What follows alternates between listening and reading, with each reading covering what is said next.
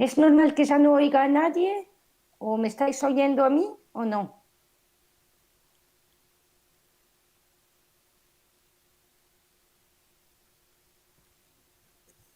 Yo te escucho perfectamente, Beatriz, Ah, ¿eh? bueno, perfecto. Es que como ya no oía a nadie, digo, igual estoy yo aquí solita y empiezo a leer mi texto y me lo leo para mí misma, pero da igual. No, se te escucha perfectamente, ¿eh? Bien. ¿Qué tal tú?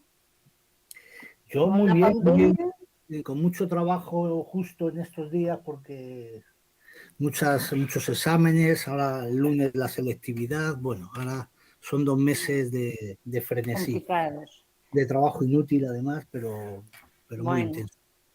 Pero bien, digo, hoy me voy a tomar un descanso y voy a disfrutar escuchando a esta ¿Y queridísima amiga. viajas o no? ¿No te viniste nunca a París? ¿No te viajas o No, no? no, llevo sin viajar solo el año pasado en agosto por vacaciones. Ah, bueno. Bueno, chicos, os voy a cortar la conversación para empezar la sesión, si os parece. Venga. Bueno, bienvenidos a quienes, bienvenidos y bienvenidas, por supuesto, quienes estáis a través de las redes, ya sea en el canal de YouTube del CSIC Andalucía o en esta plataforma Blackboard Collaborate que la UPO nos ofrece de una manera tan diligente. Y vamos a comenzar esta quinta sesión del ciclo de conferencia de Europa, el mundo mediterráneo y su proyección atlántica con dos invitados que vienen de la escuela francesa de la Sorbonne Université. Y primero tenemos a Beatriz Pérez, que es lo que equivale a catedrática y en la Sorbonne, que es profesor de su université en Historia y Civilización de España, de la España moderna, que lidera, bueno, es parte de un equipo de investigación en civilización y literatura de España, literatura, pero hacen historia, que quede claro, un tema importante. Y ella concretamente dirige la vertiente de civilización e historia de la España clásica, que es lo que conocemos como el CHECLA, que además acoge a muchos españoles que vamos para allá a investigar, como yo he tenido el placer de hacer. Beatriz comenzó estudiando judeoconversos y su relación con la Inquisición en la Baja Andalucía, de ahí pasó a las redes mercantiles y de una manera muy natural, después de conocer a esas redes conversas y a esas redes mercantiles, llegó a los genoveses, lo cual me parece muy coherente porque todo el que ha estado en Sevilla estudiando estas redes sabe que los genoveses están conectados con todas ellas, con lo cual hoy nos va a mostrar una ponencia dedicada a las formas cotidianas de cohesión, de los cuales ya nos ha mostrado alguna producción, ¿no? En esos circuitos económicos genoveses en el Mediterráneo y su proyección atlántica, que es lo que justo encaja en nuestro programa, en nuestra sesión, en nuestro ciclo de conferencia, como sabéis. Al comienzo de la época moderna, lo cual es bastante interesante para mí en particular. Así que encantado de presidir esta sesión y Beatriz, cuando quieras te doy la palabra, toda tuya. Muchísimas gracias, Juan Manuel. Bueno, espero que se me escuche bien. Yo creo que sí, porque me veo y me escucho también. Pero por si acaso me lo decís. Primero tengo que agradecer muchísimo a Manuel Herrero, a Juan Manuel, amigos y colegas de trabajo a participar en este seminario, que de hecho se tenía que celebrar el año pasado y que por causa de la pandemia se aplazó hasta esta fecha. Debo confesar que Sylvain está en presencia y yo, desgraciadamente, no por causas pandémicas, sino por causas académicas, me he tenido que quedar acá porque teníamos el mes de México, la apertura del mes de México ayer y por eso tengo que estar en virtual. Pero da igual. Saben lo importante que es para mí Sevilla, las relaciones con la Universidad de Sevilla y con la UPO, puesto que ambas universidades trabajan perfectamente juntas. Os voy a presentar un trabajo que se titula Circuitos económicos genoveses del Mediterráneo al Atlántico a principios de la época moderna. Y la fuente prioritaria de este trabajo es la causa que la monarquía llevó a cabo contra el Banco de Valencia, llamado así, luego voy a explicar por qué, es decir, contra dos hombres genoveses, Francisco Palomar, un genovés valenciano, y contra Pedro Sánchez, un vecino de Zaragoza de la famosa familia de los tesoreros Sánchez de Fernando el Católico, y contra Juan Bautista Cerezo, también genovés, hermano de Palomar, genovés toledano por su cuenta. Llegué a trabajar sobre Valencia y sobre los Palomar Cerezo, que es una misma familia, puesto que son hermanastros, en realidad no son hermanos, no por la fiscalidad, ni siquiera por Valencia, sino lo que va a parecer curioso, por la vía de Canarias y de otros genoveses que me interesan muchísimo, que son los Riveroles o Riverol, magníficos genoveses sevillanos, a quienes les voy siguiendo la pista desde algún tiempo. Porque Francisco Palomar y su hermano canario, Antón Cerezo, fueron genoveses de gran importancia para la historia de la isla de Gran Canaria. También fueron socios de los Riveroles muy a finales del siglo XV. Sin embargo, en este trabajo no voy a adentrarme en el análisis como tal del supuesto fraude fiscal de unos 76 millones de maravillís que unos genoveses, cito el documento, sin temor de Dios y desalmados, organizaron sacando ilegalmente, según dice la causa, monedas de oro y defraudando, según la causa también, la corona castellana. Lo haré en otro momento de forma detallada, pero creo que fue una saca de moneda orquestada por el propio Fernando el Católico y su camarilla para financiar la guerra de Nápoles a expensas de Castilla. Tan solo voy a intentar entender en esta presentación la constitución de un espacio común de confianza, de unos circuitos comunes entre el Atlántico y el Mediterráneo, entre concretamente las Islas Canarias, Sevilla, Valencia y por consiguiente desde Nápoles hasta Canarias y de Canarias a Nápoles. Hablaré de la constitución de un mundo de certidumbres, de confianzas y de provechos. Dice el documento, estos benditos negocios, en boca de un genovés. Hablaré también de las rutas del dinero o de aquellas matemáticas de la negra codicia, que también fueron las rutas de los retablos y trípticos o aquella matemática de la salvación. Si me esperan 2 segundos, voy a pasar aquí esto. De Valencia a Sevilla, este es el primer apartado. De Valencia a Sevilla, un mundo de certidumbres, de confianzas y de provechos. En primer lugar, voy a intentar demostrar hasta qué punto se va construyendo una red que en realidad es un mundo de confianzas telúricas entre mercaderes genoveses, valencianos y castellanos. Plagio voluntariamente el título de Jean-Yves Grenier en La economía del antiguo régimen, un mundo de intercambios y de incertidumbres, porque en los albores de la modernidad los genoveses van a tejer un espacio común bicúspide entre Valencia y Sevilla. Es algo que ya se conoce bastante bien, no por mí, sino por David Igual, que señaló la constitución de una espacialidad diferenciada que fue cobrando unidad en este sistema genovés en torno a los años 1480. Desde este primer, es una cita de David Igual, consorcio mediterráneo, Génova, por medio de unos albergui populares, dio un primer salto al Atlántico, un salto a las Islas Canarias de forma muy precoz y emprendedora, para la conquista de las Islas Canarias. Por ello, tal vez habría que destacar 2 particularidades, tanto de Valencia como de los genoveses. La primera de ellas es que el 40% del tráfico genovés a finales del XV pasa por Valencia y ya no pasa por Barcelona a raíz de los años 1450.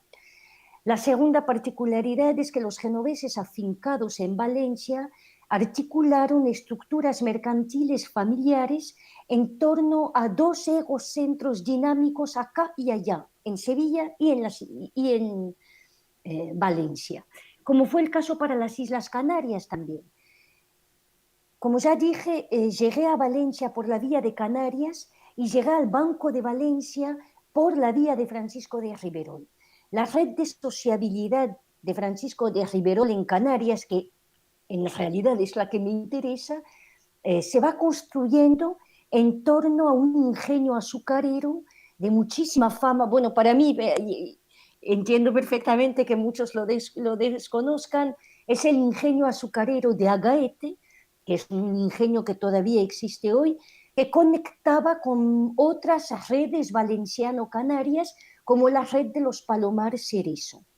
Como otras muchas compañías, estos genoveses edificaron estructuras mercantiles bicéfalas entre Sevilla y Valencia. Por poner algunos ejemplos nada más, pero de los más famosos, Raffaele Gentile se hallaba en Valencia y su hermano Cipriano Gentile se encontraba en Sevilla.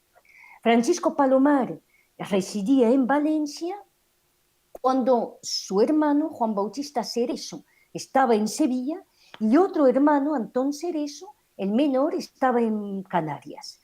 Francisco de Riberol, en 1487, está ubicado en Valencia, luego se desplaza en Sevilla con su hermano Cosme de Riberol, luego deja que su hermano Cosme de Riberol se quede en Sevilla y él se desplaza a Canarias. De hecho, en 1487, Francisco de Riberol deja poder a Francisco Palomar en Valencia antes de desplazarse a Sevilla, y en 1503 manda a su hermano Cosme de Riberol a Valencia como procurador suyo para reclamar a Francisco Palomar el censo sobre Agaete que éste le debía. Los Palomar, Cerezo y Riberoles fueron los primeros en entender el valor especulativo de Canarias, precisamente por los vínculos que anteriormente estos tenían, los tres, con las Islas Canarias y con dos hombres que me interesan también, si bien son más difíciles de seguir, que son Gianotto Berardi y Alonso de Lugo, pero más fácil de ubicar. Bueno, y otro que se llama Bartolomeo Marchionni, pero buscaba el nombre, ahora mismo lo presento. Berardi era factor de la casa florentino-portuguesa de Bartolomeo Marchionni, hombre de grossa fazenda, como se le titula en una obra que se ha publicado hace algunos años. Marchionni estaba afincado en Madeira y era socio de Francisco de Riberol, el cual financió con Marchionni la primera conquista de las islas de La Palma, de la isla de La Palma, en los años 90, apoyando a Alonso de Lugo. Ambos, Berardi, como factor de Marchionni, y Riberol, se dedicaban a la exportación de azúcar canario hacia Valencia. También se dedicaron en un momento determinado al comercio de esclavos canarios y al comercio, fueron los primeros importadores a Valencia de comercios de esclavos negros wolof.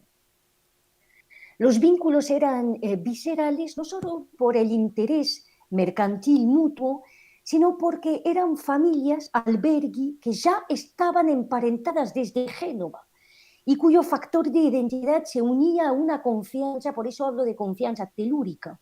En las múltiples cartas que el fiscal aportó como pruebas incriminatorias en el expediente de 1503, se lee, por ejemplo, cito así, sacando del contexto, o a otro hombre fiable, antes genovés que castellano. Los Riberoles de Sopranís, puesto que así se llamaban en un primer tiempo, en realidad eran llamados Riberoles de Sopranís o Riberoles Cibo de la Porta Soprana, sencillamente porque ahí vivían en Génova, en la Porta Soprana, y eran vecinos de Colón. No es de extrañar que Riberol se convirtiera en Sevilla en el amigo tan entrañable de Colón después de la muerte de Berardi, porque todos ellos ya tenían vínculos familiares desde la propia collación genovesa. Por todo ello, este mundo genovés es así fascinante, pero también muy complejo, porque constantemente remueve intereses peculiares, colusiones dinásticas, solidaridades telúricas que cuestan desvelar. Los sopranís llegaron a Canarias, como todos los genoveses de la segunda generación, cultivando y exportando azúcar, siguiendo el surco trazado en Madeira. En conclusión, Valencia y Sevilla se relacionaban esencialmente a través de los genoveses, cuyas compañías bicéfalas hacia el Mediterráneo por una parte, hacia Canarias y en un primer tiempo hacia la navegación atlántica norte, en particular Flandes, por la otra, cimentaron la confianza y sellaron vínculos financieros sólidos por vía marítima. Eso me parece que es lo obvio, pero también de forma original por toda una red compleja de caminos terrestres, que es precisamente lo que ilustró el famoso Banco de Valencia. Antes de lanzarme al Banco de Valencia, quiero desarrollar una nueva parte, a ver si la tengo aquí detallada. No, da igual, la voy a citar, que se titula De la certidumbre del provecho azucarero. Antes de pasar al análisis de las rutas del dinero, sería necesario explicitar que esas compañías duales resultaron de las necesidades de un comercio muy lucrativo y de un comercio sin riesgo en el Mediterráneo, que es el comercio del azúcar canario. Desde Funchal, en 1498, salieron 120.000 arrobas en dirección del Atlántico, hacia Portugal, hacia Inglaterra, Rouen, La Rochelle y Bretaña. Y en dirección del Mediterráneo, hacia Edmort, Génova, Livorno, Roma, Venecia, Quíos y Constantinopla. Estos datos permiten afirmar que estas rutas mercantiles estaban perfectamente controladas, de tal modo que el comercio azucarero era rentable y sin riesgo. El intercambio y la inversión de capitales en un mundo globalizado engendraron siempre riesgos e incertidumbres. Y sin embargo, la inmensa ventaja del azúcar fue precisamente que el riesgo y la incertidumbre quedaron anulados gracias a tres factores: el perfecto conocimiento que tenían del producto, el perfecto control del mercado y el perfecto dominio de todas las etapas del proceso, desde la fabricación hasta la venta. A partir de 1519, las exportaciones portuguesas disminuyeron en la mitad por la competencia del precio del azúcar canario, por lo que la pujanza de este comercio supuso una ramificación de redes comerciales internacionales y sólidas. Quisiera destacar dos compañías en particular que me interesan en 1500 de cara a la constitución de este famoso Banco de Valencia. La primera es la compañía de Francisco de Riverol y del valenciano Juan Sánchez de la Tesorería, valenciano, mercader, pero asentado en Sevilla. Sánchez de la Tesorería es sobrino de Alonso Sánchez, tesorero real de Valencia, es sobrino también de Gabriel Sánchez, tesorero real de la Corona de Aragón, y familiar del zaragozano Pedro Sánchez del Banco de Valencia. La fama que alcanzó esta compañía fue tal que los reyes católicos les encargaron el abasto de América en 1502. Este es el primer núcleo de compañía que ya vincula los Riveroles con Valencia. La segunda compañía que me interesa destacar es la compañía de Francisco Palomar, en Valencia, con sus dos hermanos, Juan Bautista Cerezo y Antón Cerezo, con Pedro Sánchez del Banco de Valencia. Entre los Palomar y los Sánchez los vínculos eran muy antiguos y muy profundos, porque en 1494 Francisco Palomar era factor de Alonso Sánchez en Sevilla para todo el espacio atlántico, proporcionándole azúcar, esclavos desde Sevilla y Canarias. Estas dos compañías se van a relacionar por amistad entre los hombres y, en particular, gracias a este magnífico ingenio de Agaete, del que ya he hablado, que era, curiosamente, posesión de Alonso de Lugo, pero por causa de deudas que Alonso de Lugo tenía con Francisco Palomar y luego con Francisco de Riveroles, pues este ingenio llegó a ser la posesión, la propiedad de Francisco Palomar y de su hermano menor Antón Cerezo. Cuando la conquista de la isla de La Palma, entre el 91 y el 93, Riverol y Berardi financiaron la empresa militar de Alonso de Lugo, aportando cada uno un tercio del dinero. A título de reembolso, Alonso de Lugo entregó a Francisco de Riverol un censo de 200 arrobas que le tenía que pagar anualmente sobre el ingenio de Agaete. Nuevamente, en el 94, cuando la conquista de Tenerife, Alonso de Lugo, esta vez siempre necesitando dinero, obtuvo el apoyo financiero de 4 hombres, entre los cuales Francisco Palomar, quien volvió a prestarle dinero a cambio esta vez de la venta de Agaete, a donde se trasladó a vivir de forma permanente su hermano, Antón Cerezo, para ocuparse de la producción azucarera. El censo debido a Francisco de Riverol sobre Agaete, propiedad de Francisco Palomar, demuestra la amistad de los dos hombres, tanto más cuanto que este censo nunca se pagó a Francisco de Riverol. Así que cuando los reyes católicos incautaron, después de la causa de 1503, el ingenio de Agaete, condenando a pena de muerte a Francisco Palomar y ofreciendo Agaete a su fiscal Alonso Gutiérrez de Madrid, un hombre que me interesa también por otras causas, en particular por las comunidades castellanas de 1519, en este momento, Alonso Gutiérrez de Madrid no es nadie, tan solo autor de la pesquisa y acusador toledano de Francisco Palomar. Cuando se le entregó a Agaete, Riverol de inmediato interpuso una denuncia para reclamar todos los censos que Francisco Palomar no le había pagado, calculado en 1.800 arrobas de azúcar y 18 arrobas de confites, lo cual era una cantidad inmensa de dinero. Quería que se le pagara lo debido desde hacía muchísimos años, o que se le entregara, dice en la documentación, el ingenio de Agaete. La realidad es que lo hacía por amistad para con Francisco Palomar, para ayudarle a salvar el ingenio de Agaete de la confiscación y permitirle recuperar al menos esta parte, como se demostró durante el interrogatorio. Cito el documento.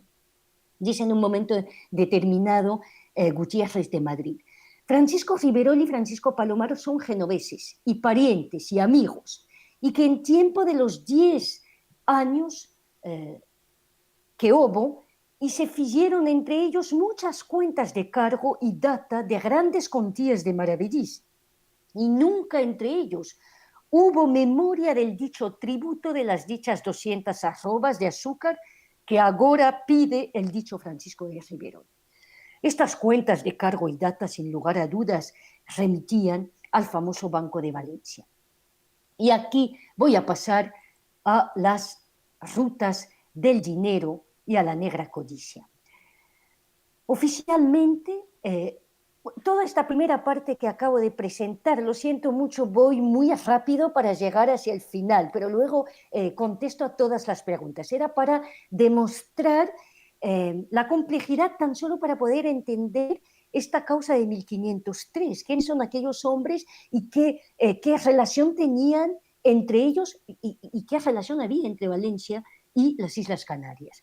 Oficialmente, el negocio del Banco de Valencia era la letra de cambio, el préstamo de dinero y el transporte de las monedas, acciones todas consustanciales con una actividad bancaria, entre varias plazas y varios países, porque el banco apoyaba un comercio internacional. Pero en octubre de 1502, Isabel la Católica mandó a 2 hombres, Pedro de Castilla por una parte, que no nos interesa mucho, y Alonso Gutiérrez de Madrid, ese sí que nos interesa, corregidor y regidor de Toledo, que luego se va a convertir en uno de los 4 evangelistas, como los llamó Salinas, grandes financieros de la monarquía en época de Carlos V, en 1524, la frase es de Salinas de 1524, mandó Isabel la Católica que estos 2 hombres tuviesen información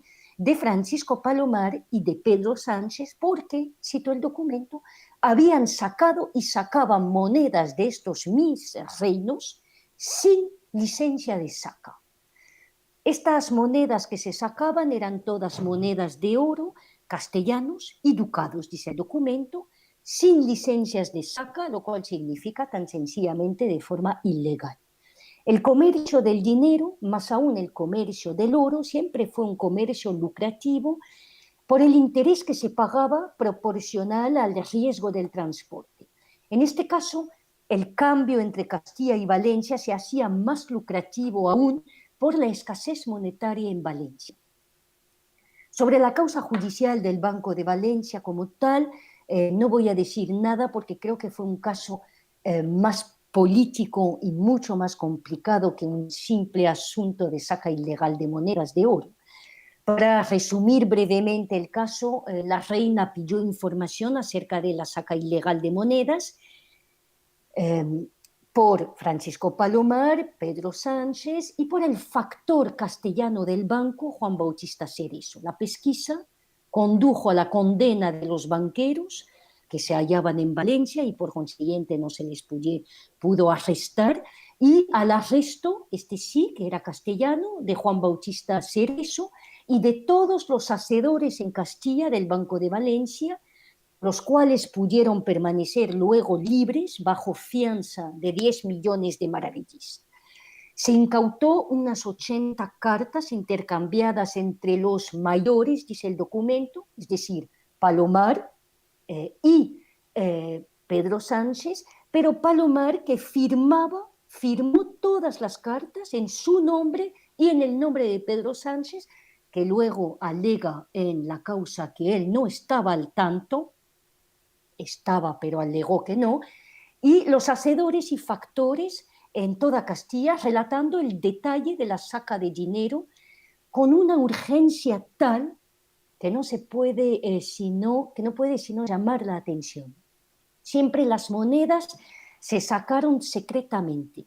El documento dice que ellos se defendieron diciendo que se sacaba, cito, por los peligros que suelen acaecer por los caminos y por las posadas, pero la necesidad acuciante de dinero en torno a ciertas fechas es muy reveladora del uso que se hacía de estas inmensas cantidades de monedas.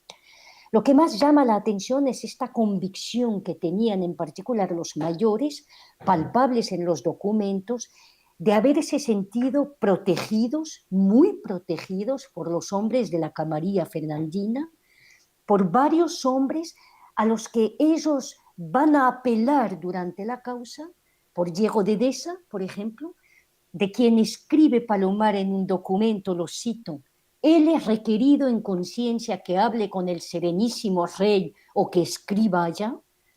También por Alonso de Morales, no voy a explicitar quiénes son estos hombres, por Alonso de Morales, en otra carta dice Palomar: el señor tesorero Morales afirma que por 10.000 ducados trabajará que todo el negocio se componga. También por Gabriel Sánchez, de quien dice Palomar, cito: tengo esperanza de que escribirá de tan buena tinta que hará fruto.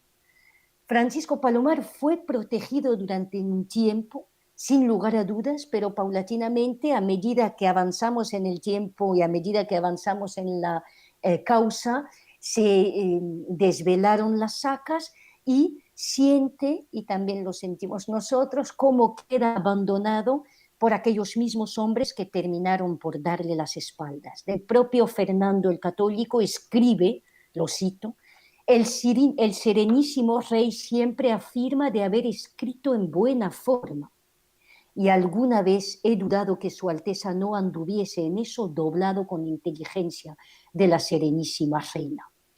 Entendía que le estaban engañando, pero se sentía impotente y de hecho lo era, porque la condena resultaba demasiado rentable, 10 millones de maravedís de fianza, otros 10 millones de composición, más, dice, a lo largo de la causa es larguísima, 12 millones que la reina les debía, pero que no se les pagaría a causa de la condena a muerte de Francisco Palomar, más 76 millones de maravedís de condena, equivalente a la saca sin licencia, más la confiscación de Agaete, entre otros muchos bienes. Con esto basta concluir que hay lógicas político-económicas contra las que difícilmente se lucha. Por ahora, tan solo quiero destacar algunos aspectos prácticos, como los cambios y las rutas para llevar a cabo esta actividad del Banco de Valencia. Lo primero que voy a intentar desarrollar, porque antes lo he dicho de paso, he dicho que el cambio de oro era particularmente lucrativo porque hallaba una falta monetaria en Valencia, y voy a intentar demostrarlo porque no basta con decirlo. Los cambios para Italia desde Valencia siempre fueron negocios provechosos. Si bien el interés del 4% o del 5% se ajustaba a la norma de la época. Las monedas que cambiaba el banco eran monedas de oro, y a lo largo de todas las cartas se insiste particularmente en que todas las monedas que se llevasen de Castilla para Valencia fuesen castellanos y ducados. La razón es que el oro valía más caro en Valencia que en Castilla, lo que queda explicitado en el propio interrogatorio de la causa elaborado para la pesquisa en enero de 1503. Cito el documento. A la tercera pregunta, dijo que los dichos Pedro Sánchez y Francisco Palomar le escribían que todos los dineros que les hubiese de enviar procurase que fuese en castellanos, y los que no pudiese haber en castellanos que fuesen ducados, porque había de interés de enviar castellanos más que ducados 2/3 de castellanos por ciento, y que algunas veces buscaba castellanos y ducados a trueque de otras monedas, e incluso daba alguna ventaja, y que lo que ganaba en los cambios que daban en Valencia para Castilla, porque el dinero vale mucho más en Valencia que no en Castilla. Fin de la cita. Por otra parte, desde la reforma monetaria de 1497, el ducado había de sustituir al castellano, y si ambas leyes eran iguales en teoría, el ducado, cito, esta vez a Miguel Ángel Ladero Quesada, corría por un valor nominal de 375 maravedís, pesaba 3,45 gramos, y el castellano, que no se pudo retirar inmediatamente de la circulación, corría con el de 485 maravedís, cuando, según su peso en oro, 4,60 gramos, debería haber valido 500 maravedís.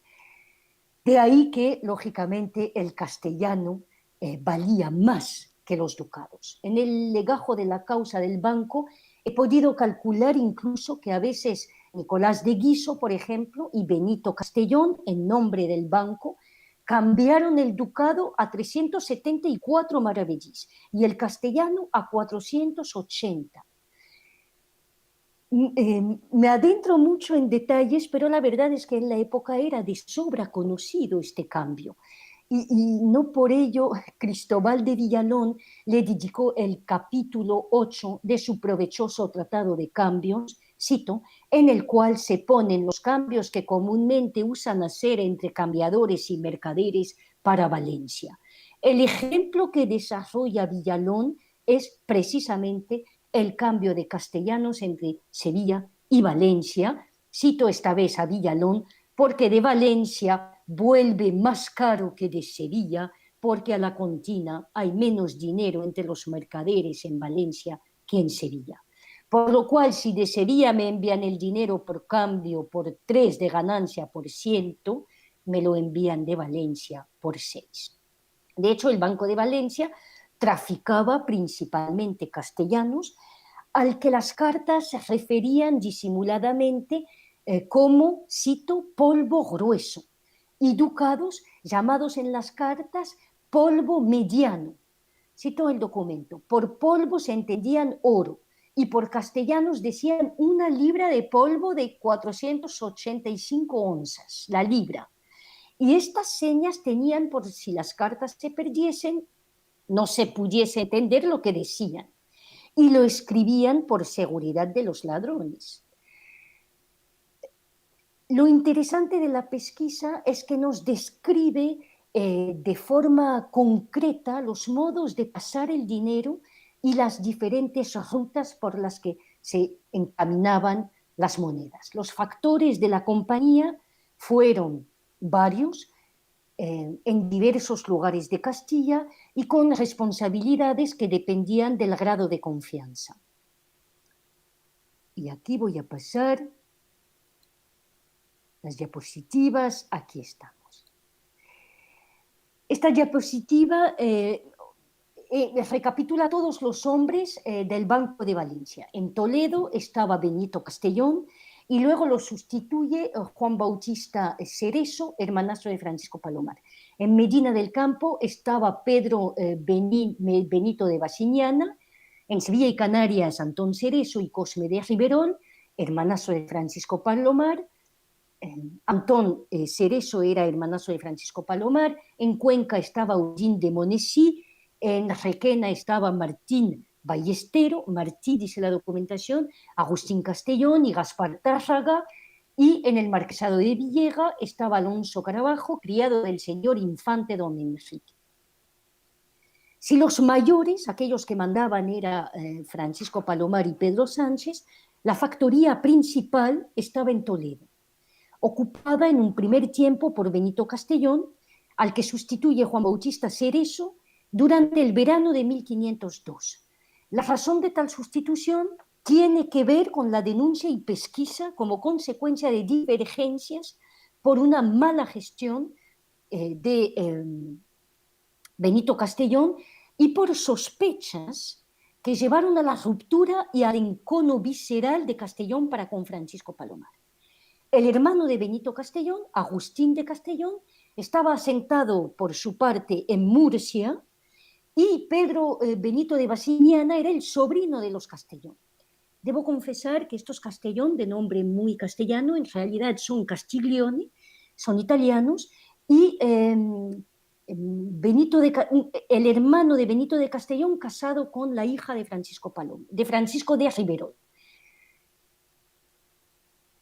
Con Juan Bautista Cereso no puedo dejar de mencionar al tercer hermano, Antón Cereso, encargado de los negocios sevillanos y canarios, quien acudió varias veces a Valencia, siempre por el mismo camino, el camino de Cuenca, pasando por un solo interlocutor privilegiado que era Odín de Monesí.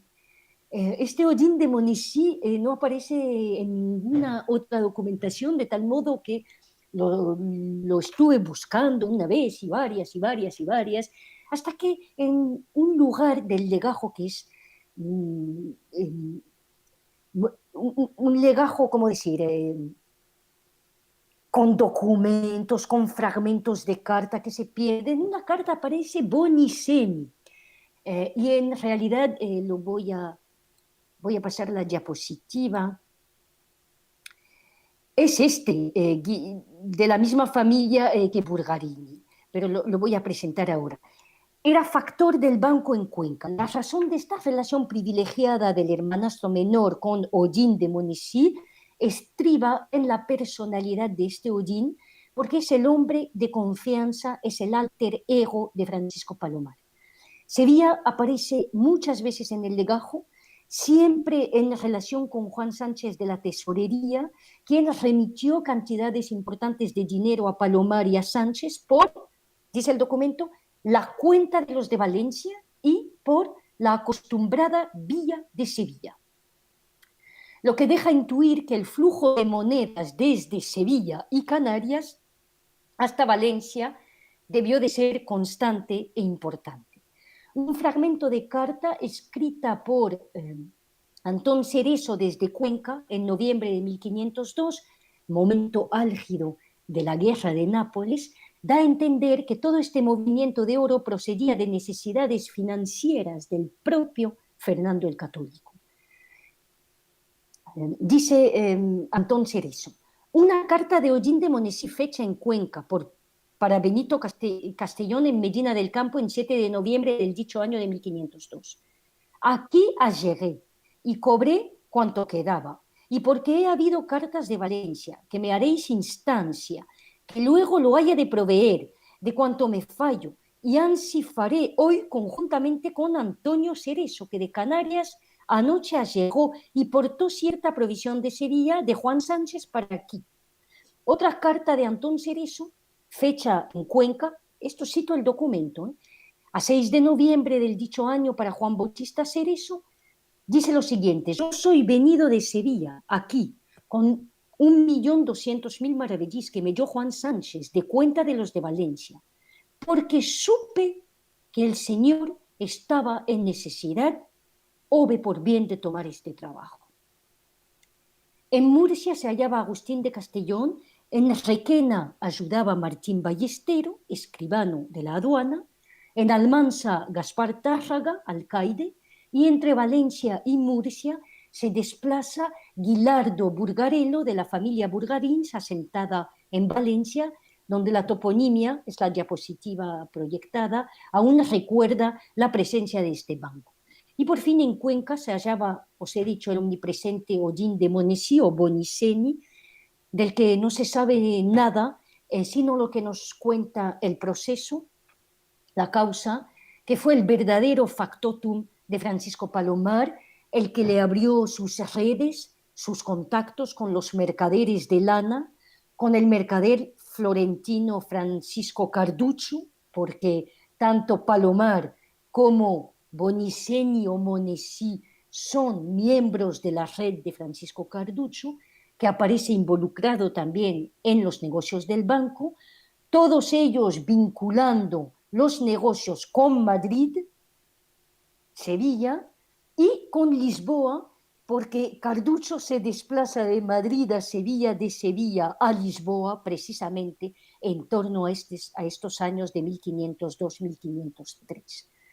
Ollín de Monesí fue quien organizó físicamente el transporte de monedas por la frontera, la marca, hacia Valencia.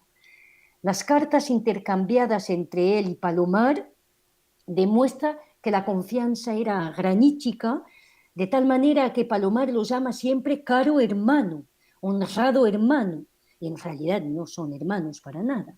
Ollín fue quien puso al servicio del banco su red de recueros moros de Benaguasil que transportaron las monedas escondidas en sacas de lana desde Cuenca hasta Valencia, pasando por el puerto de Moya. Si me permiten, estas son las rutas. Bueno,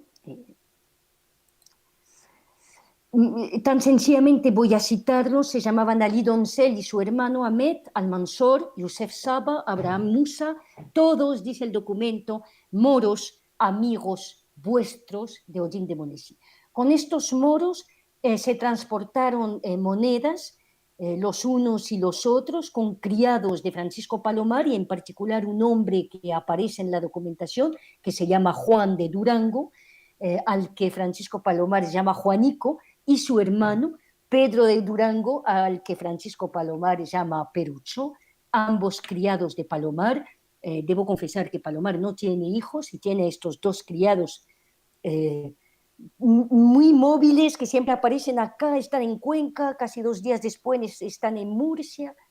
¿Cómo se transportaban las monedas? Pues secretamente, para mayor seguridad de los caminos, en bultos y alforjas, dice el documento, en sacas, cito, puestas en otro saco de clavos y también puestos en unas jarcias, en líos cubiertos de cañamazo, bien liados, en zamarros con el moro enviados, en talegones fechos pelotas, hasta en propias calzas. Y os voy a citar un fragmento porque verdaderamente es una epopeya. Cuenta Basiñana un viaje para transportar dinero y dice, Juan de Durango dijo a este testigo que una vez llevando dineros a Valencia, él y otro, que cree que se llama Juan y es de Zaragoza, después de pasados del puerto de Requena, llevando los dineros metidos en las calzas, se les descosieron las calzas al dicho Juan y se le iban cayendo los castellanos por el camino.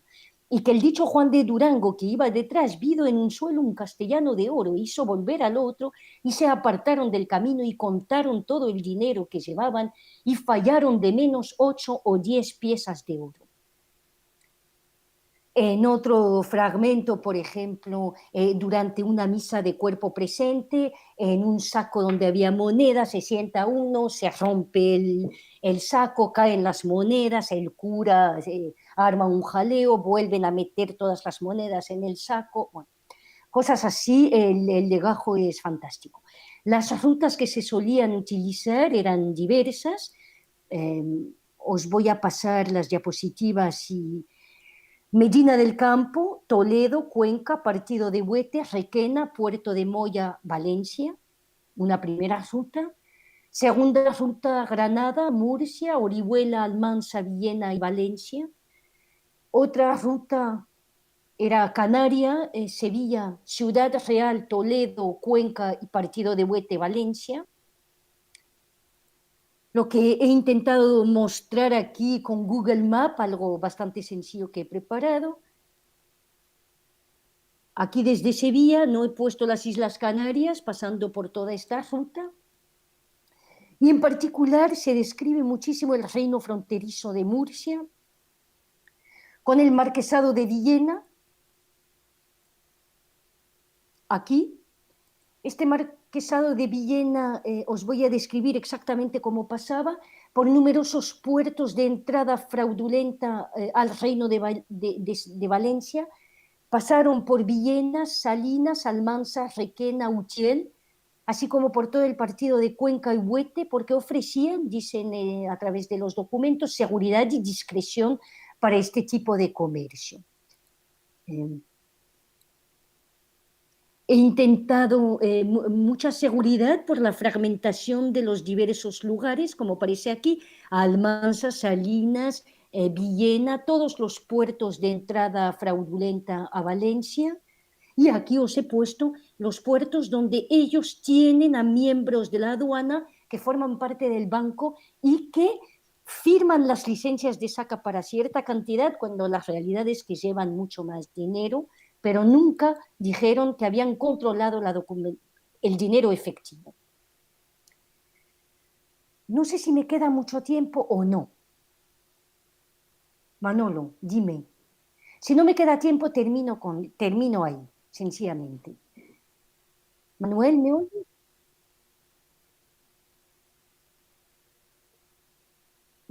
Yo no voy a desarrollar, no voy a leer, tan solo voy a resumir. Lo que quiero destacar en esa segunda parte, que es una parte bastante larga, era para demostrar que estas rutas económicas fueron exactamente las mismas que las rutas artísticas, y en particular este ingenio de Agaete se conoce por el retablo de Jules Van Cleef, que es este retablo magnífico de la Virgen de Agaete, que se encargó a un pintor flamenco, Jules Van Cleef, y este pintor flamenco es el pintor de la colonia genovesa de la Porta Soprana, que había pintado ya un retablo. Os lo voy a enseñar. Esta es la Virgen de las Nieves de Jules Van Cleef, que está conservada todavía en Canarias. Este es Antón Cerezo con el hijo, al que llamó Francisco Palomar, del mismo nombre que su hermanastro. Esta es la esposa. Espérense que pase la diapositiva. Os quiero enseñar este. Jules Van Cleef había pintado un retablo de San Donato de la iglesia de Génova, de la iglesia de la Porta Soprana, donde todos estos genoveses se hallaban, las familias, y por eso se va a apelar en Madeira. Primero, Jules Van Cleef primeramente pintó en Madeira, luego conoció a este Stefano Raggio, que fue embajador, cónsul de los genoveses en Flandes y familiar de los Riveroles, y así se encarga este Just Van Cleef el famoso retablo de la Virgen de las Nieves. Y voy a concluir, si me dejan llegar a la conclusión, bastante breve, ya pasó porque no voy a leer este fragmento. La temática devocional, como la representación, manifiesta esta inversión en la eternidad para redimir una vida de riqueza, de oro, de tráfago, de compras, de arrendamientos, como una especulación divina desinteresada. Tal vez esta especulación divina al final de la vida fuese la especulación mercantil más rentable por antonomasia, la especulación de la salvación. Al fin y al cabo, con estas dos partes yo quería demostrar que las rutas del comercio eran las mismas que las rutas del arte y que la contabilidad mercantil no difería mucho de la contabilidad de las mandas testamentarias. Aquello nos recuerda constantemente que el mundo moderno era un inmenso espacio de intercambios arriesgados, fuese para la vida mundanal, fuese para la vida eterna, donde todo se medía al fin y al cabo por el dinero y el tiempo. Tiempo del mercader, tiempo de la tentación, tiempo de, entre comillas, la negra codicia, que es un fragmento que aparece en una carta de un mercader romano que escribe a Francisco Palomar, tiempo de la danación, pero también tiempo cristiano, tiempo del culto divino, tiempo de las obras devocionales, tiempo de la salvación, la matemática de la salvación. Muchísimas gracias. Ya no sé cómo quito este PowerPoint. Me lo vais a quitar vosotros que lo habéis puesto. Muchísimas gracias, Beatriz, por esta magnífica forma de poner sobre la mesa lo que significa ese mundo urbano de la primera modernidad, que creo que a veces se nos olvida hacer énfasis en el la verdadera dimensión del corporativismo, ¿no? Que se nos llena la boca muchas veces de hablar de que la sociedad moderna es una sociedad corporativa y no llegamos a entender lo que es las implicaciones familiares en esa corporación, ¿no? Que parece que todo suena a corporación, gremios, ¿no? Y lo que es un banco como una casa familiar, pero la implicación de la monarquía, que también es otra corporación y actúa como tal, ¿no? Que a veces tendemos a confundir con lo público, llevándonos desde nuestro presente en esa formación estatal, ¿no? Que todos asumimos a un pasado en el que la monarquía en realidad es una corporación más y tiene sus intereses. Y el mero hecho de que se asuma ese corporativismo como algo natural y consustancial a este sistema. De ahí ese no fraude, ¿no? Del que has empezado hablando, ¿no? Porque habría que matizar mucho ese concepto de fraude, como de hecho hay mucha gente que se está encargando de hacer. A mí me llama especialmente la atención, además, claro, desde alguien que estudia Sevilla, ¿no? Y aquí nos tiende a pasar mucho que todos tenemos muy asumidas las redes genovesas o burgalesas, por ejemplo, en Sevilla, y las conexiones atlánticas con el norte de Europa, con el Mediterráneo, genovesa florentina, ¿no? En el caso del Mediterráneo, y las conversas, como hablábamos al principio cuando te presentaba, pero pasa muy desapercibida Valencia, en general el circuito aragonés, pero particularmente Valencia, además, ¿no? Que también se nos olvida en otro acto de presentismo que Valencia desde el siglo XV es un centro con una prestancia posiblemente superior a la de Barcelona, ¿no? En un momento en el que todavía Barcelona está saliendo muy lentamente de esa crisis tardomedieval.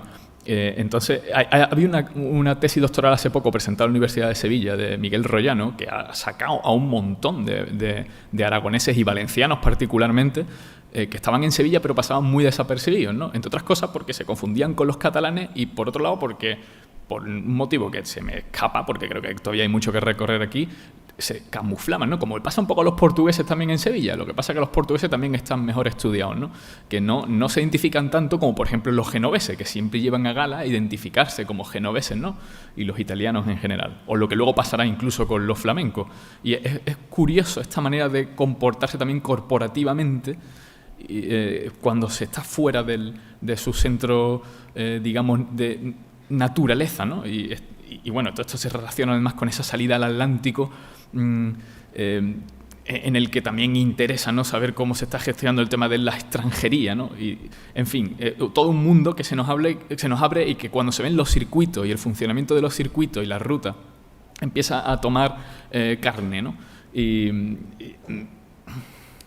Y bueno, en ese sentido, ver ejemplos como lo que es transportar moneda o transportar el oro desde un sitio al otro se hace muy gráfico, ¿no? Se nos olvida también que la divisa no es como en la actualidad, algo que parece intangible, ¿no? Y cada vez lo es más, sino que es que esta gente pesa el oro. O sea, esta gente, el significado del oro es que le pone onzas, lo pone en la balanza, ¿no? Y lo pone encima de la mesa para ver cuánto pesa y cuánto vale. Entonces, claro, el distinto valor según la casa que lo pese, el mercado en el que se está pesando y el lugar de procedencia, relacionado con la escasez esa de oro que hay en Europa, que es uno de los motivos por los que Europa sale al Atlántico, ¿no? Que no se nos puede olvidar, pues es una de las claves para entender por qué se trazan esos circuitos como se trazan y por qué Valencia, por ejemplo, es un eje claro de conexión entre Génova y Sevilla, ¿no? En fin, esos ejemplos creo que hacen falta, creo que vamos avanzando por ahí. Y en ese sentido, pues, bueno, a mí me gustaría, para abrir un poco el debate, que enseguida vamos a dar paso a los tanto a quienes están aquí en la sala, que somos unas 10 o 12 personas, como los que están conectados, tanto en YouTube, que no sé si habrá alguna pregunta por ahí, ahora Rocío, imagino que está por ahí controlando, me dirá si hay alguien en YouTube preguntando, o por Blackboard, que quien esté en Blackboard puede intervenir.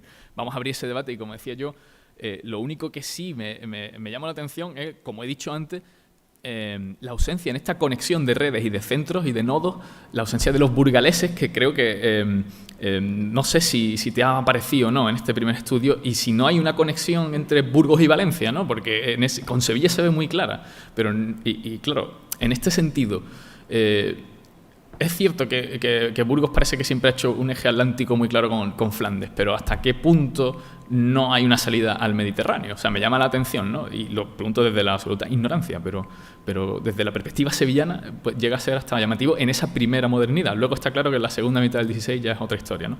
Eso es mi duda, ¿no? Y lo que sí, vamos a hacer una ronda de preguntas, a ver, para recopilar varias intervenciones, y si te parece luego te damos la palabra para responder, Beatriz. Si es que puedo. No, bueno, claro, en la medida de nuestras posibilidades. Manuel. Vale, creo que Nacho Pulido desde Blackboard efectivamente tiene levantada la mano. Nacho, tienes la palabra, por favor. Sí, gracias. Voy a intentar que se me vea porque es un poco... creo que me veis ahora, ¿no? Hola, Nacho. No eres holograma. No, eres un hombre real, ya se te ve. Sí, disculpa que estuviese sin la cámara encendida. Luego se lo reprochamos a los estudiantes y es verdad, hay por una prudencia o por un pudor, ¿no? A no mostrarse. Bueno, enhorabuena, Beatriz, enhorabuena, y enhorabuena al profesor Manuel Herrero, ¿no? Querido amigo, y por estas iniciativas, ¿no? Y el tema fascinante, el mapa que has mostrado, muy interesante. Me ha llamado mucho la atención la temprana integración de los territorios peninsulares a partir, sobre todo, de grupos nacionales no castellanos, ¿no?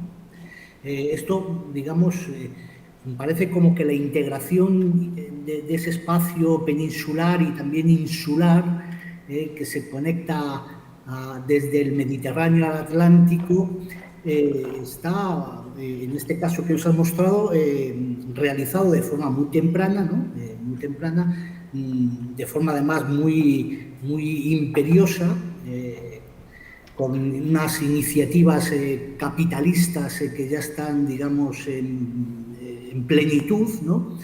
Y sobre todo que vengan protagonizadas por grupos valencianos, genoveses, en mixturanza o en mezcolanza, ¿no? Con grupos del interior castellano, ¿no? Como son los conquenses o como son los toledanos, ¿no? Sevillanos. Bueno, ¿esto es una cosa, digamos, excepcional o es, digamos, ya es un fruto maduro, ¿no? de una modernidad que en los ámbitos ibéricos fue muy pionera, muy temprana, ¿no? Muy avanzada frente a otros espacios europeos? Esa era la pregunta. Me borro. Desaparece. Ya no te contesto porque no estás. Beatriz, vamos a hacer un par de preguntas más, que creo que hay alguna intervención más, y ahora ya contestas a todo. Pero yo no le contesto a Ignacio. Espero... Un segundito. Entonces, a ver que no se me olvide la pregunta de Ignacio. Vale. Bien. Toma nota y le damos la palabra a Manuel Herrero para que haga su propia... Prueba, apago el micro y prueba a hablar ahí, desde ahí, Manuel, a ver. ¿Se oye bien o sea? Perfecto. La sala no, pero bueno, yo creo que sí. Bueno, yo tengo que hablar en más canal. El problema es que nosotros nos escuchamos aquí, ¿sabes? Pero bueno, aquí lo oímos con eco. ¿Tú lo oyes sin eco, Beatriz? Yo lo oigo bien. Es simplemente vinculando primero voy a subir ahí donde, porque aquí es imposible. Sí, ya.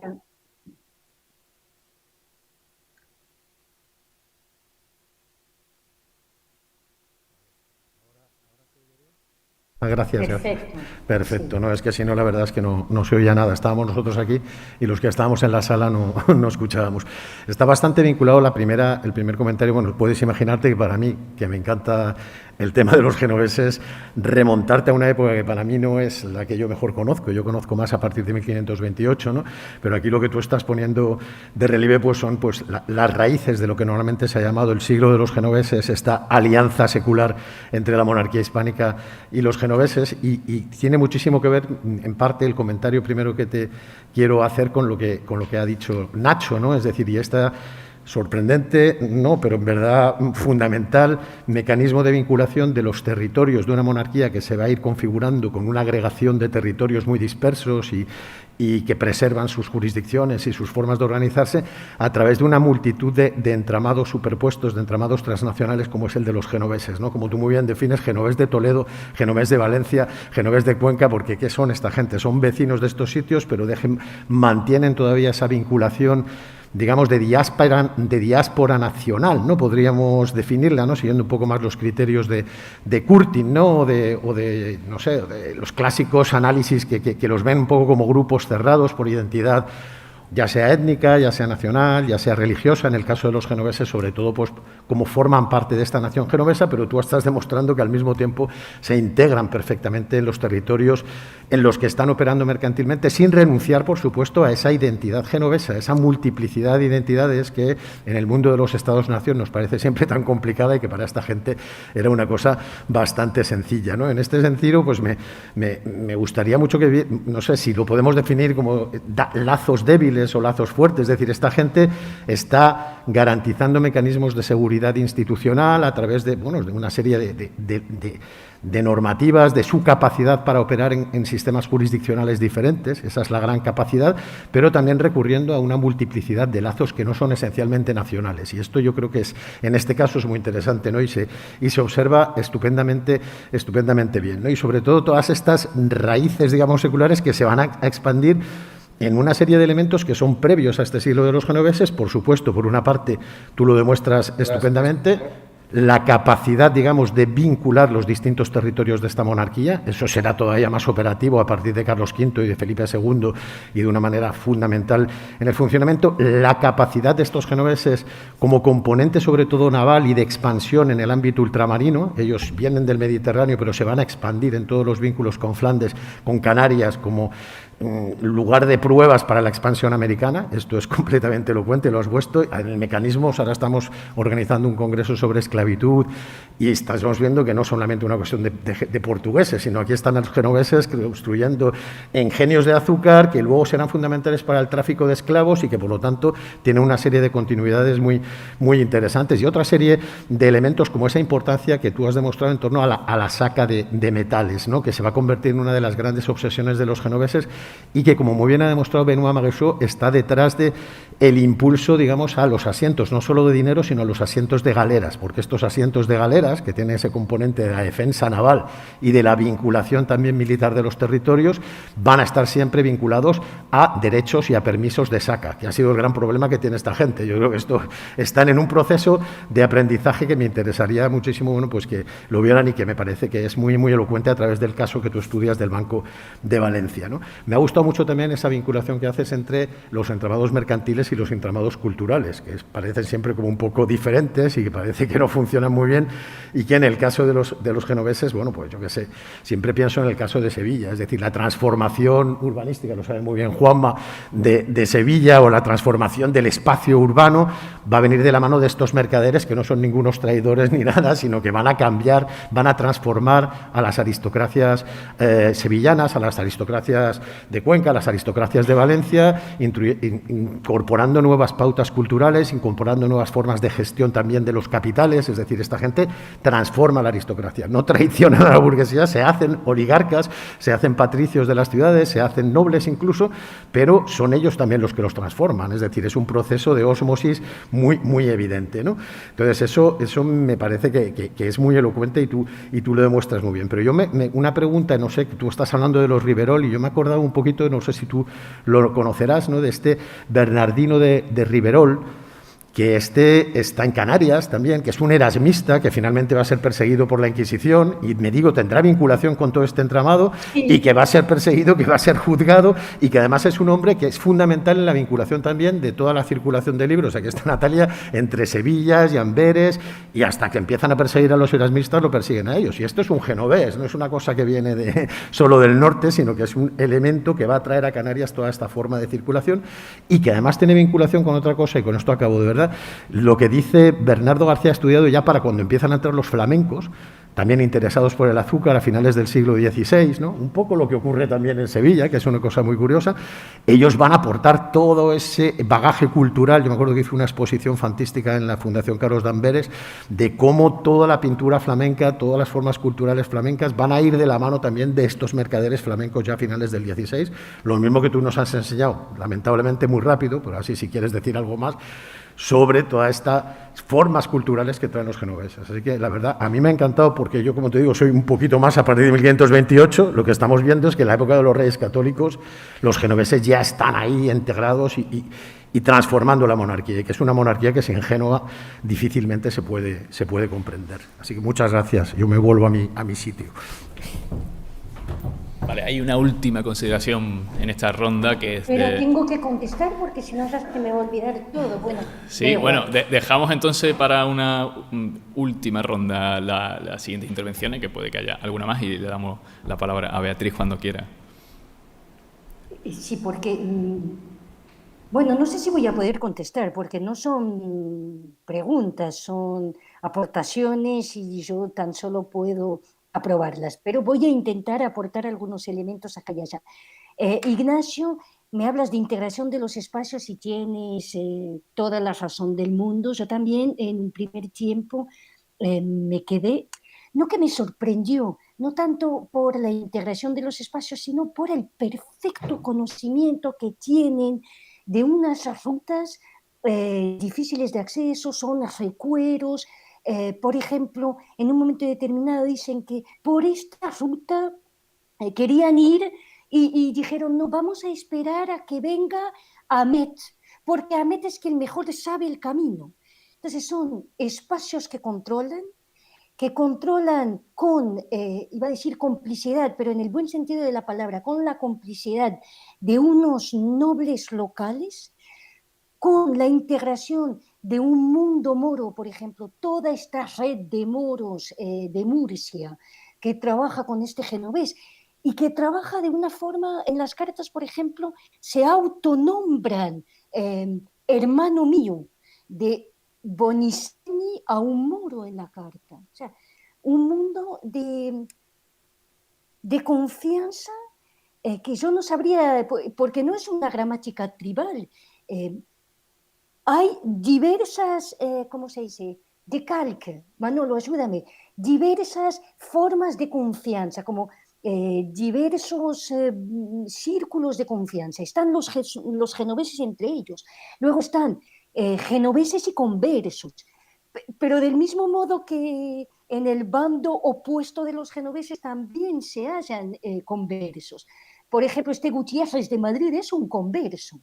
Y es un converso enemigo de los riberoles, cuando los riberoles forman parte de esta primera solidaridad conversa hasta los años 1504. Luego viene encima otra sociabilidad que es de estos genoveses valencianos con los florentinos y los romanos, con Carducho y luego con los florentinos. Luego aparece otro que es un banquero romano que se llama Francisco Dada, por lo que son bancos que luego se hacen así con otras grandes casas bancarias, por lo que hay diferentes esferas que se entrelazan y por eso es bastante complicado. Pero efectivamente una integración perfecta. La marítima yo la conocía y con este Banco de Valencia lo que me interesó es que a la par que manejan todas las rutas marítimas, controlan ciertos aspectos del territorio. Por ejemplo, nunca van por la zona norte de Sevilla. De Sevilla para Galicia nunca pasan por la ruta marítima. No sé por qué, será porque la casa nobiliaria que esté en Extremadura es otra vinculación. Y yo creo que, y así voy a pasar a contestarle a Manolo. Manolo, tú trabajas mucho sobre los genoveses de 1528. Yo cada vez que sigo trabajando sobre los míos, que son los de antes de 1508, hay una ruptura profunda en el mundo genovés. ¿Te acuerdas que una vez viniste en el Colegio de España y yo estaba todavía redactando el libro y te lo había propuesto así como una idea y tú me dijiste, me parece que es una idea pertinente? Y mientras sigo trabajando me doy cuenta de que hay una ruptura entre un primer núcleo genovés que tiene que ser alberghi nobili, que son Riverol, Uso de Mar, Guan, todas estas grandes familias que trabajan juntos y que van a desaparecer en torno a los años 1508 a favor de los Centurión, Doria, Gentile. Yo los tengo ubicados porque además se desencadena toda una serie de procesos judiciales entre los Riveroles y los Doria Grimaldi. Dice Doria, Grimaldi y sus senadores, lo cual sale de una ruptura que tienen en el consulado, pero no tanto. Me parece que viene de Isabel la Católica en 1503, con esta causa contra el Banco de Valencia y contra los Riveroles, empieza a apoyar a los Grimaldi que están en el consulado por el tomim, un impuesto que van a colectar y que van a avanzar a Isabel la Católica. Y Fernando sigue apoyando a una rama genovesa en contra de la otra. Y de hecho, por ejemplo, desaparece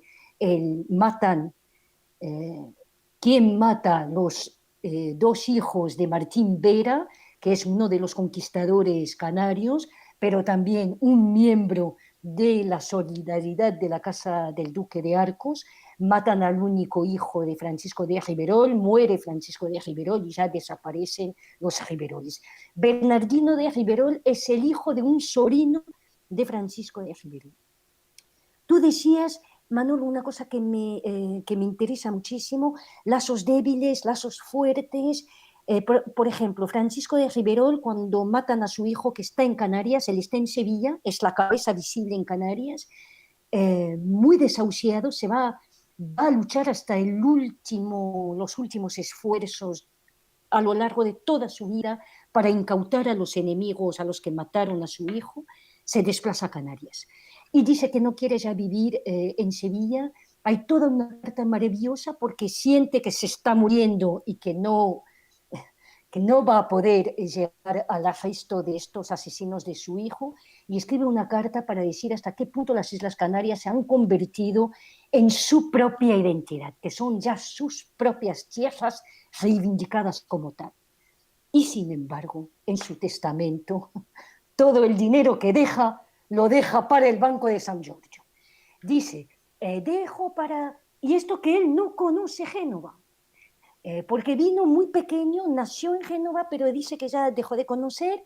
La esposa es una esclava, el único hijo que tiene es un hijo, Luis de Riverol, que es un hijo bastardo. Él dice, sí, para Génova, para esta tierra, ¿dónde se ubica mi familia? La familia mía, para todos los del nombre Riveroles genoveses. Y sin embargo está en Canarias, por lo que sí hay lazos fuertes, lazos débiles, o yo, ¿cómo decirte? Son hombres, son conversos, dicotómicos, es decir, que proceden de una mitología que es Génova, pero ya híbridos ya en proceso de castellanización profunda en las Islas Canarias. Y de hecho, por ejemplo, desaparecen los Riveroles en Castilla y aparece uno en América como factor de los Jorge, también conversos. Y eso me interesa mucho porque a finales del XV los conversos son factores de los Riveroles y en torno a 1568, cuando la quiebra de los Jorge, aparecen todos los factores que están en México, un Riverol factor de los Jorge en el momento de la quiebra.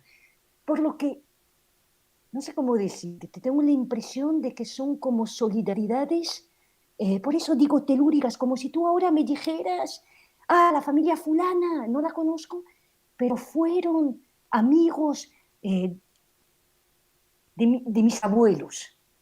Y entonces ya se te queda como este peso de ne pas forfaire aux ancêtres. La línea ahí que vas llevando a cabo y se va agregando así como cosas confusas, pero los recuerdan. No sé si te he contestado. Sí, me hablabas de esta exposición maravillosa. También en Lisboa hubo una exposición maravillosa que se llamaba Las Islas de Oro. Y es una exposición exclusivamente sobre todas las obras de arte de los ingenios azucareros de las Islas Canarias.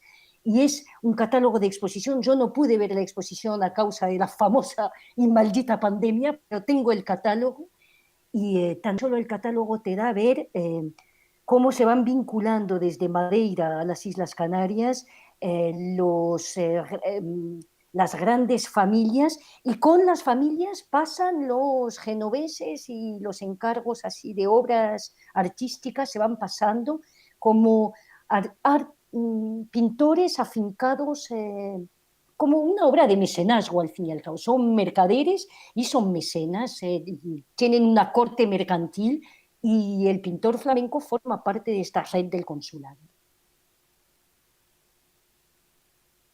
Pues muy bien, muchas gracias Beatriz, interesantísimo. Yo, fíjate, voy a hacer aquí una pequeña apreciación. Creo que hay que reforzar el concepto de casa, que creo que ilustra súper bien esto, porque estamos muy acostumbrados a usarlo para las casas nobiliarias, pero mucho menos en otros ámbitos, y creo que ilustra muy bien esto de, o sea, trasciende incluso del concepto mucho más manido de nación, que a veces nos llevamos también al pasado de una manera un poco errónea, y en cambio el de casa creo que funciona muy bien, porque además tiene ese trasunto espacial, lo que es una casa, pero al mismo tiempo un trasunto económico, ¿no? Todavía se usa hoy en día y en Francia además mucho, ¿no? Hablar de casa para hablar de empresa, ¿no? O de espacio económico. Yo prefiero el de albergue. ¿Perdón? Voy a decir, porque yo prefiero el de albergue, que no se traduce tanto como casa. Es cierto que en Francia se dice la maison, pero te doy un ejemplo. Por ejemplo, en los Riveroles, los aliados así en Canarias son los Cairasco, también una familia genovesa. Curiosamente, y yo no, es una familia a la que no he estudiado, tan solo de paso, en 1556 pleitean para un hábito de Santiago y en el documento ya no se llaman Cairasco, se llaman Doria Cairasco. O sea, que pasan de un albergue a otro, que es otro albergue, los Doria, que lo van a fagocitar todo. Entonces ya se llaman Doria Cairasco, Doria Riverol, Doria... Y eso es lo que me interesa. Siguen siendo lo que son, pero en cierto momento en que tienen que reivindicar algo de poder, ya asocian al patrónimo el patronismo del albergue, forman parte de este patronismo. Es como Claro. Le franc-maçon. Sí, sí, tiene sentido. En Génova tienen esto tan claro como que van por delante, ¿no? De hecho, lo vemos incluso con los productos que llevan a Canarias y luego a América. En fin, creo que solo hay una intervención más. ¿No? ¿Hay alguien más que quiera decir algo? No, solo Rodrigo González Toledo, que yo creo que es mejor que vengas para acá, Rodrigo, y así nos quitamos de problemas de micro. Y con esto, tu intervención, Beatriz, pues cerraremos esta parte de la sesión. Te dejo con Rodrigo.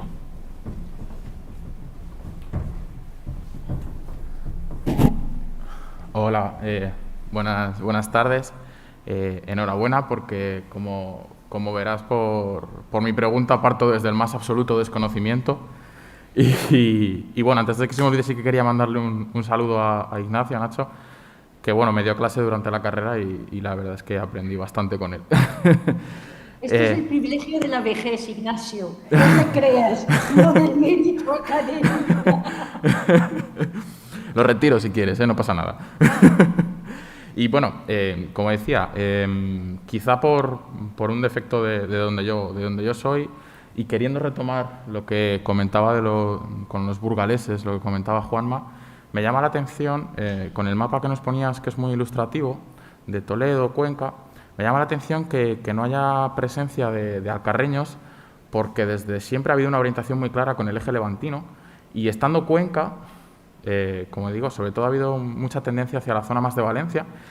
Es una simple curiosidad, desde, como decía, el más absoluto desconocimiento, que no haya presencia alcarreña en esa dirección. Es verdad que siempre han jugado, vamos a decir, con una poca fama, desde un poder mucho más inferior, pero bueno, ya digo, sobre todo es una curiosidad más que otra cosa.